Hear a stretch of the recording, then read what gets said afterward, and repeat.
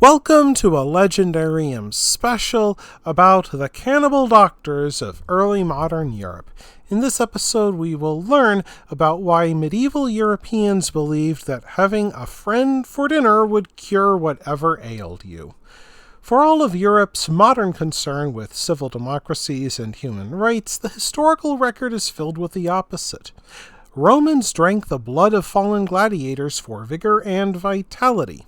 When mixed with human liver, Romans believed it a cure for epilepsy. There are even accounts of Romans drinking blood straight from a gladiator's arm and selling it while still warm. Such Roman-style blood drinking never completely went away.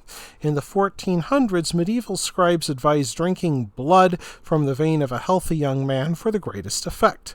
Why did people do this? Because medical science at the time believed the human spirit still inhabited a freshly dead corpse linking body and soul. Hardly the stuff of superstitious folklore or calculated fraud, Europeans accepted corpse medicine because it came from classical and Arabic medical traditions. Many educated scientists took medical cannibalism seriously.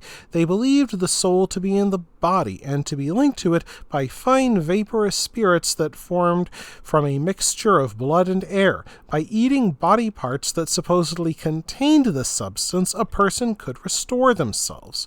Going into later years, powdered mummy achieved almost cult popularity in Europe during the early modern age. Doctors touted it as a cure for everything from headaches to stomach ulcers.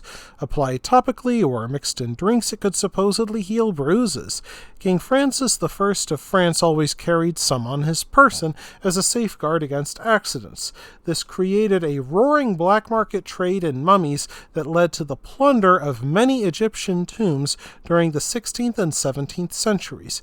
Sometime before 1599, a European in Cairo wrote that he saw men digging up the bodies of ancient men every day around the pyramids. He further wrote that physicians and apothecaries bought these mummies and had the authority to force patients to take them. If an Egyptian mummy could not be had, a trade in counterfeit mummies flourished, with the nearest graveyard filling in the supply gaps. Outright frauds began passing off the flesh of beggars, lepers, or camels as powdered mummy. The 16th century alchemist Paracelsus became the first European to write about taking the life force from another person through cannibalism. He advised patients to consume the blood and powdered skulls of healthy young men who died a sudden and violent death, for they had the most life force. Paracelsus also prescribed the drinking of human blood. One of Paracelsus's followers went to the extreme of suggesting it be taken from a living body, following the old Roman tradition. Fresh blood taken from executions thus became a popular source, and if the idea of drinking raw blood turned a person's stomach, a Franciscan apothecary published a 1697 recipe for blood jam. Yum yum. Medical cannibalism grew into an industry. Human fat became a remedy for joint pain, muscle cramps, and nerve damage. To take it, the bodies of executed criminals and enemy soldiers went to processing labs for boiling. Some chemists prepared even more sinister concoctions by chopping up a cadaver, mashing it into a paste, and then soaking and distilling it. This became one of many cannibal cures peddled in early modern Europe. Rub human fat on an ache and it might ease your pain. Push powdered skull moss up your nose and your nosebleed will stop. King Charles II of England, who reigned from 1660 to 1685, became an enthusiastic chemist and even had his own laboratory where he practiced distillation. Later in life, Charles II paid Oliver Cromwell's doctor, Jonathan Goddard, £6,000 for the coveted formula of what came to be known as King's Drops. The secret ingredient in this tincture is a powder consisting of 5 pounds of crushed human skulls. Goddard, a chemist by profession, peddled this concoction as Goddard's Drops, a supposed miracle cure for any ailment you happen to be suffering from. Recipe in hand, Charles II began to make King's Drops in his laboratory.